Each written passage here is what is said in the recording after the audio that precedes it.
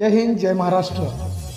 आपण पाहत आहात वैविध्यपूर्ण बातम्या, विशिष्ट मांडणीने कमी कालावधीत लोकप्रिय झालेले आम्ही लोकप्रतिनिधी महाराष्ट्र न्यूज चॅनल। मी मुख्य संपादक प्रसाद।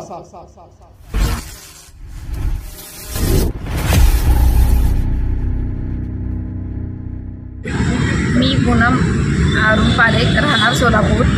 मी 2008 पासून नर्सिंग या क्षेत्रामध्ये कार्यरत आहे। कार्यरत असतानाच मला साईड बिझनेस पाहिजे होता, म्हणून मी पार्थ मेडिकल ॲडवाइस कन्सल्टन्सीच्या अंतर्गत काही नर्सेसचे ॲडमिशन्स मी केलेले होते GNMचे। पार्थमा कर्नाटकमध्ये मी कर्नाटकमध्ये हे काम करत असताना काही विद्यार्थ्यांनी गेल्या काही एक 5-7 महिन्याखाली प्रेसमध्ये तक्रारी अर्ज प्रेस घेतली होती। त्या प्रेसमध्ये असं सांगितलं की ह्या मॅडम फ्रॉड आहेत आणि ह्या मॅडमनी जे ॲडमिशन केलेले हे सगळे चुकीचे आहेत आणि फ्रॉड आहेत। मॅडम पण फ्रॉड आहेत आणि कॉलेज पण फ्रॉड आहे। या अंतर्गत तक्रार केला होता आणि त्या लोकांनी, प्रेसच्या लोकांनी त्यांची प्रेस घेतली होती। प्रेस घेऊन जो व्हिडिओ आहे तो सगळीकडे त्यांनी पाठवला होता। त्याच्यानंतर मी मग परत तक्रारी अर्ज पण केला त्यांनी सदर बाजारमध्ये। तर सदर बाजारमध्ये तक्रारी अर्ज केला असताना मी तिथे चौकीमध्ये माझा पण मी अर्ज दिला, तक्रारी अर्ज।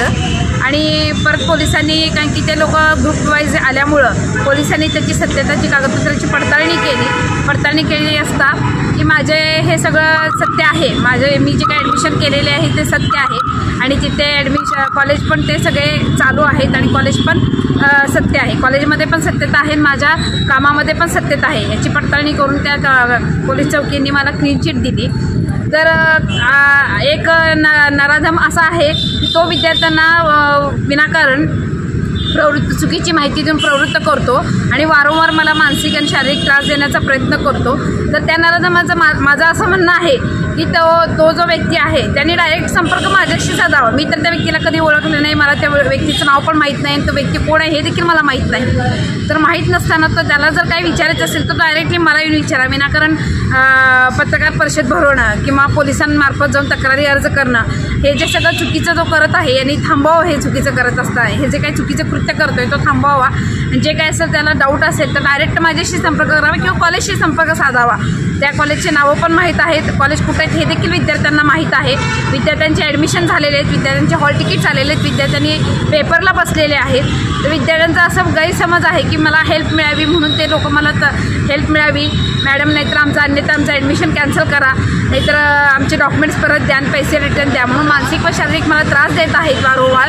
आणि तो जो व्यक्ती आहे, गैरहजर व्यक्ती आहे, तो विनाकारण त्रास देऊन मला विद्यार्थ्यांना पण प्रवृत्त करतो आणि मला पण त्रास देतोय आणि त्याच्यामुळं मला मानसिक व शारीरिक भरपूर त्रास झालेला आहे आणि या तक्रारी अर्जामुळे माझा जॉब पण निघून गेलेला आहे। तर जे काय हे माझ्याबद्दल जे काय हे सगळं घडलेलं आहे हे सगळं थांबवून सत्यताची पडताळणी झाली असताना मला क्लीन चिट भेटलेलं आहे। तर मला एकच विनंती आहे की हे सगळं थांबवून जे काय असेल ते माझं कार्य मला परत चालू ठेवण्याची परवानगी द्यावी। कॉलेजांनी आणि विद्यार्थ्यांनी पण त्यांच्या मनातला गैरसमज दूर करून परत माझ्याशी संपर्क साधावा। मी त्यांना मदत करण्यास तयार आहे, पण चुकीच्या पद्धतीने जर त्या लोकांनी जर माझ्याशी संपर्क साधण्याचा प्रयत्न केला, अन्यथा मी त्यांच्यावर योग्य ती कारवाई करणार आहे। माझी एक नम्र विनंती आहे सर्व विद्यार्थ्यांना जे मी ॲडमिशन्स केलेले आहेत, GNM, D फार्मसी किंवा B फार्मसी, कोणतेही मी ॲडमिशन केलेले आहेत माझ्या अंडरटेकनमध्ये। ज्या विद्यार्थ्यांना ॲडमिशन कॅन्सल करायचे आहेत त्या विद्यार्थ्यांनी डायरेक्ट कॉलेजशी संपर्क साधून जे काही दंडात्मक फी आहे आणि कॅन्सलेशनची जी प्रोसिजर आहे ती प्रोसिजर करून अन्यथा आपले ॲडमिशन कॅन्सल करून घ्यावे। जर इथून पुढे जर तुम्हाला फीस भरणं होत नाही किंवा जर तुम्हाला आर्थिक अडचण असेल तर कॉलेजशी विनंती करावा, कॉलेजशी संपर्क साधावा, प्रिन्सिपलशी संपर्क साधावा।